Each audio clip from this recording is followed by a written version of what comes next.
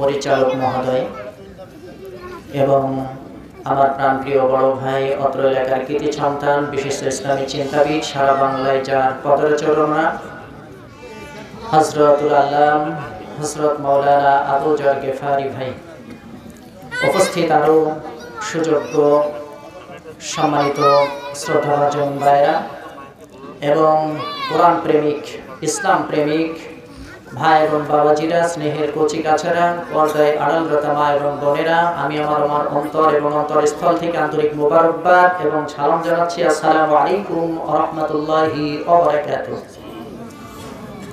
আজকের এই প্রোগ্রাম বিশ্ববরেণ্য মুফাসসিরে কোরআন,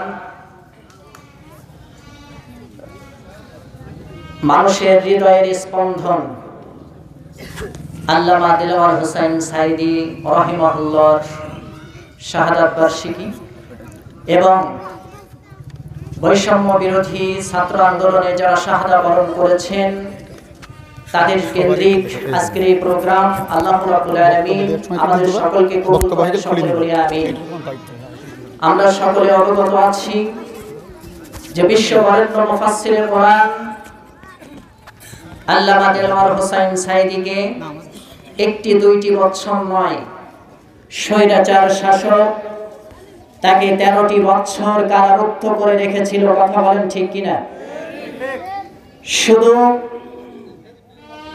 একটাই কারণ ছিল যে তিনি ময়দানে যদি কোরআনের কথা বলেন, কোরআনের রাজ কায়েমের কথা বলেন, তাহলে এই ময়দান, যে ময়দান, এই বিরাট ময়দানের মালিক হচ্ছে আল্লাহ, বিরাট আকাশের মালিক আল্লাহ, এই জমিনের মালিক আল্লাহ। আল্লামা দিলওয়ার হোসেন সাইদি রাহিমাহুল্লাহ এই জমিনে কোরআনের রঙে রঙিন করতে চেয়েছিলেন।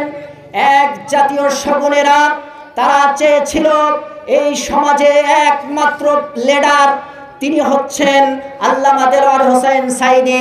তিনি যদি আজকে এই কোরআনের আইন বাস্তবায়ন করতে পারেন তাহলে আমাদের গ্যালন গ্যালন মদ খাওয়া যাবে না, আমাদের চুরি করা যাবে না, আমাদের ছিনতাই করে খাওয়া যাবে না, খাল বিল লুটপাট করে খাওয়া যাবে না, এমনকি মানুষের দিবালোকে হত্যা করা যাবে না। কথা বলেন ঠিক কিনা?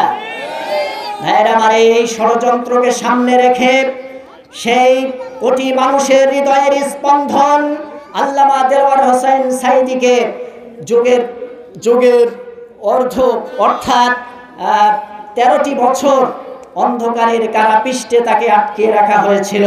ভাইরা আমার, আমরা সেই রাহিমাহুল্লাহর জন্য অন্তরস্থল থেকে আন্তরিক মোবারকবাদ জানাই এবং তিনার যে পদচারণা, সেই পদচারণার দিকে লক্ষ্য করে আমরা সামনে অগ্রসর হতে চাই। তিনার একটাই দাবি ছিল, আকাশ আল্লাহর, জমিন আল্লাহর, সুতরাং কোন দাদা বাবুর আইন এখানে চলতে পারে না।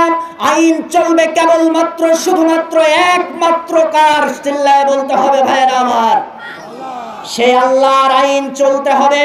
সেই আশাবাদ ব্যক্ত রেখেই আমরা আমাদের সেই হৃদয়ের স্পন্দনের জন্য আমরা অন্তর থেকে দোয়া করব এবং বৈষম্য বিরোধী আন্দোলনে যারা শাহাদা বরণ করেছেন সেই সমস্ত ভাইদের রূহের আত্মার মাগফিরাত কামনা করে আমি গুনাহগার আপনাদের সামনে দোয়া চেয়ে এবং দোয়া করে আমার সংক্ষিপ্ত বক্তব্য এখানে শেষ করছি। ওয়া তৌফিক ইল্লা বিল্লাহ।